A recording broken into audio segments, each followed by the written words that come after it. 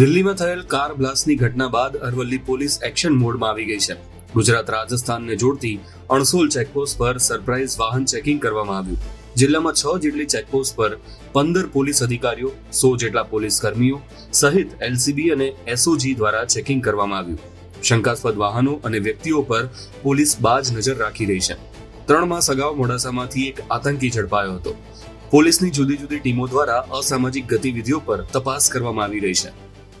દિલ્હીમાં કારમાં થયેલ વિસ્ફોટના બનાવ અનુસંધાને ગુજરાત રાજ્યના ડીજીપી સાહેબશ્રીના આપેલા હાઈ એલર્ટના અનુસંધાને ગાંધીનગર રેન્જ ડીઆઈજી સાહેબ તથા અરવલ્લી જિલ્લા પોલીસ વડા શ્રી મનોહરસિંહ જાડેજા સાહેબના સૂચના અને માર્ગદર્શન મુજબ આજ રોજ અરવલ્લી જિલ્લામાં આવેલ રાજસ્થાન અને ગુજરાતને જોડતી સરહદ ઉપરની ચેકપોસ્ટો ઉપર રૂટીન વાહન ચેકિંગ કરતા વધારાનું સરપ્રાઇઝ વાહન ચેકિંગ હાથ ધરવામાં આવેલું છે.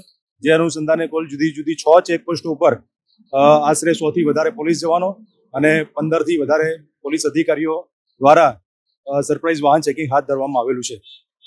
તેમજ ગઈકાલે મોડાસા શહેરમાં પણ આપેલા હાઈ એલર્ટના આધારે જુદા જુદા અગાઉના ગુનાઓમાં પકડાયેલા અસામાજિક તત્વો તથા અગાઉ જે આવી જુદી જુદી પ્રતિબંધિત સંસ્થાઓમાં જોડાયેલા લોકોનું પણ સરપ્રાઇઝ ચેકિંગ કરવામાં આવેલું હતું. એમની પૂછપરછ હાથ ધરવામાં આવેલી અને એમની પ્રવૃત્તિ ઉપર પણ અરવલ્લી પોલીસ દ્વારા વોચ રાખવામાં આવેલ છે.